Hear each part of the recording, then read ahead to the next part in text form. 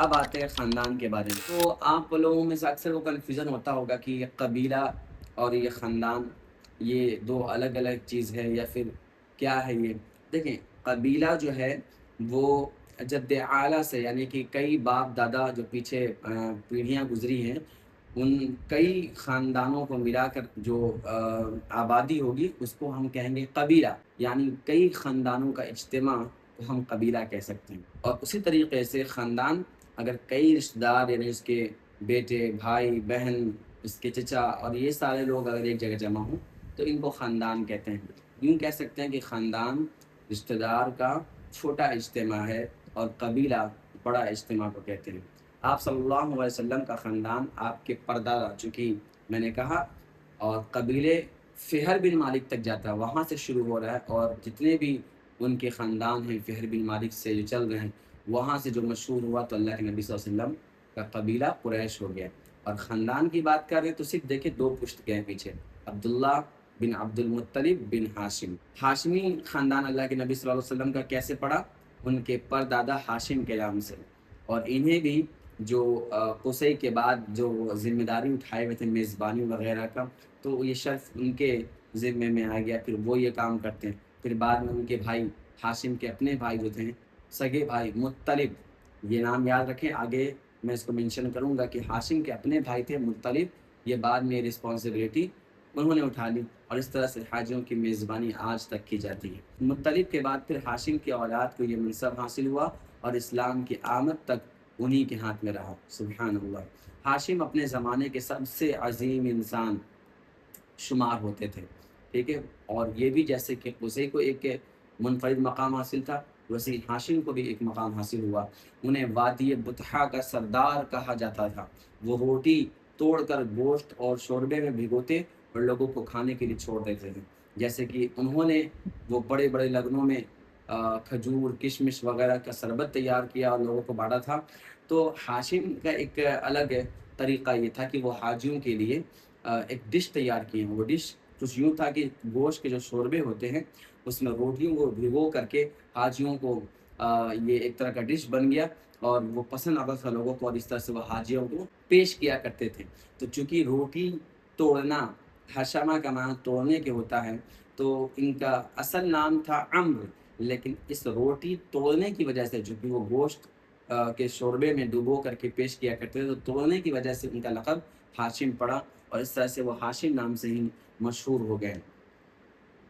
اور یہ نام مینشن اس کو کر لیجئے گا کہ ہاشم کا اصل نام عمرو تھا۔ قریش تجارت پیشہ تھے۔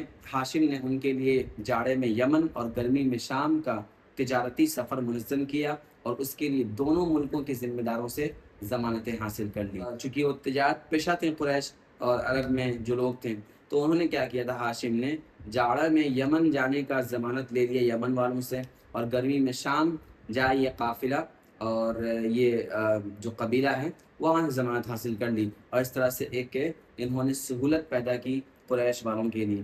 تو اس سفر کا ذکر قرآن میں بھی موجود ہے، آپ جانتے ہوں گے، لِإِيلَافِ قُرَيْشٍ إِيلَافِهِمْ رِحْلَةَ الشِّتَاءِ وَالصَّيْفِ۔ تو اس سورہ میں اسی چیز کا تذکرہ موجود ہے، اور اللہ تعالیٰ کے ایک بہت بڑے احسان کے طور پر کیا گیا ہے۔ تو یہ شرف ہاشم کو ملا تھا۔ ہاشم ایک بار تجارت کے لیے شام جاتے ہوئے یثرب یعنی مدینے سے گزرے۔ مدینے کا اولڈ نیم اس کو نوٹ کر لیجئے، یثرب کہتے ہیں۔ مدینہ چونکہ عربی میں شہر کو کہتے ہیں، یعنی آپ عربی میں سٹی کو مدینہ کہتے ہیں، جو مدینہ ہے وہ لفظ اسی نام سے معروف ہے اور مشہور ہے، جو ہم مدینہ کہتے ہیں، تو وہ یثرب کو ہی مدینہ کہتے ہیں۔ تو ہاشم جو ہے ملک شام جانے کے لیے اپنا تجارتی قافلہ تیار کرتے ہیں، اور جب وہ نکلتے ہیں تو مدینے میں قیام کرتے ہیں۔ پہلے سفر آسان تو نہیں ہوا کرتا تھا کہ ایک بار میں وہاں پر پہنچ گیا، یا بہت کم گھنٹوں کا سفر ہوا کرتا تھا۔ آج تو الحمدللہ مکے سے شام جانا کوئی مشکل بات نہیں ہے، آدمی گھنٹوں میں پہنچ سکتا ہے، لیکن پہلے سفر اتنا آسان نہیں تھا، تو وہ مدینے میں قیام کرتے ہیں۔ اور مدینے میں بنو عدی بن نجار کی ایک خاتون تھی، سلمہ بنت عمرو، ان سے انہوں نے وہاں پر شادی کر لی۔ یعنی آپ دیکھیں کہ زمانہ جاہلیت سے عرب والوں کے نزدیک، یا عرب میں شادی ایک دم بالکل کامن چیز تھی، ایک عام چیز ہے، اور آسان تھا شروع سے۔ بہرحال یہ عرب والوں کے نزدیک دستور تھا۔ کچھ عرصہ وہاں پر رک کر کے ملک شام چلے گئے، اور وہیں سرزمین فلسطین کے مشہور شہر غزہ میں انتقال کر گئے۔ یعنی ابھی راستے میں شادی ہوئی، مدینے میں ان کی اہلیہ ہیں، اور پھر وہاں سے ان کو رکنے کے لیے کہتے ہیں، پھر وہ چلے جاتے ہیں وہاں سے ملک شام، ارادہ کہ لوٹتے وقت اپنے بیوی بچوں کو لے کے لوٹ جائیں گے، لیکن چونکہ وہ ملک شام پہنچتے ہیں تو وہیں شہر جو غزہ ہے، آپ مشہور ہے، جانتے ہوں گے، وہیں پر ان کا انتقال ہو جاتا ہے۔ ان کی روانگی کے وقت سلمہ جو ہیں، جن سے شادی ہوئی تھی، وہ حاملہ تھی، بعد میں بچہ پیدا ہوا۔ اب یہی جو ہاشم پردادا ہیں، تو ظاہر سی بات دادا کا تذکرہ آئے گا، تو دادا کون ہے؟ یہ وہی دادا ہوں گے اب جو سلمہ سے وجود میں آئے۔ بعد میں بچہ پیدا ہوا جس کے سر کے بالوں میں سفیدی تھی، اور سفیدی ہونے کی وجہ سے اس کا نام شیبہ رکھا گیا۔ یہ بچہ مدینے میں پرورش پاتا رہا، یعنی وہیں پر بڑھتے رہے اپنی ماں کے ساتھ، کوئی جاننے والا نہیں، کوئی پہچاننے والا نہیں، کس کی اولاد ہے، کہاں کے رہنے والے ہیں، کیا ہوگا، کچھ اس کا عطا پتہ نہیں۔ یہاں تک کہ 8 برس بیت گئے، 8 سال۔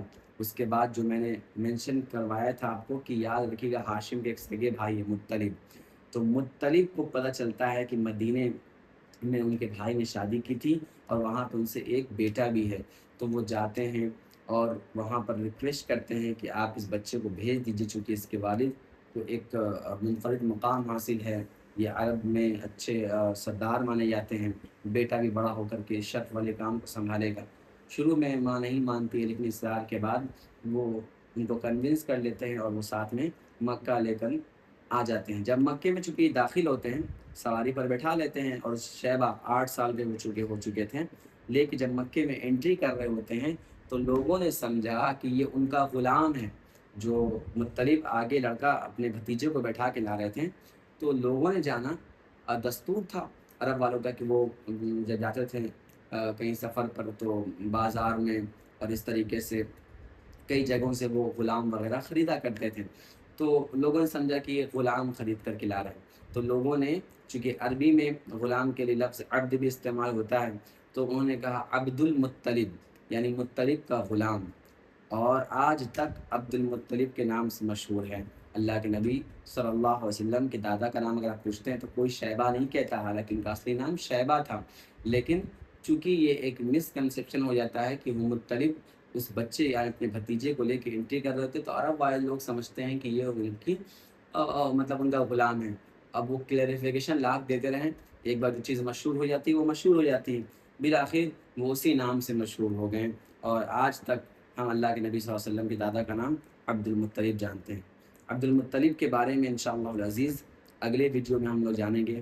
یہاں پر ہم لوگوں نے قصی کے بارے میں جانا، اور اس کے بعد ہاشم کے بارے میں جانا، تو آپ لوگ اس میں جو کچھ بھی نوٹس میں نیم آئے ہیں، جگہ آیا ہے، اور جو باتیں آئی ہیں اس کو اچھے طریقے سے حفظ کریں گے، اور اسی طریقے سے اگر یہ ویڈیو فائدہ مند ہے، آپ کو لگتا ہے کہ اس سے استفادہ ہوگا اور سیرت پڑھنے میں اور آگے انٹرسٹ اور دلچسپی پیدا ہوگی، تو ضرور چینل کو سبسکرائب کر دیجئے، اور ویڈیو کو زیادہ سے زیادہ لوگوں تک شیئر بھی کریں، اور کمنٹ میں ضرور بتائیں کہ آپ ایسے سیریز کے انتظار میں تھے یا نہیں۔ جزاکم اللہ خیر، السلام علیکم ورحمۃ اللہ وبرکاتہ۔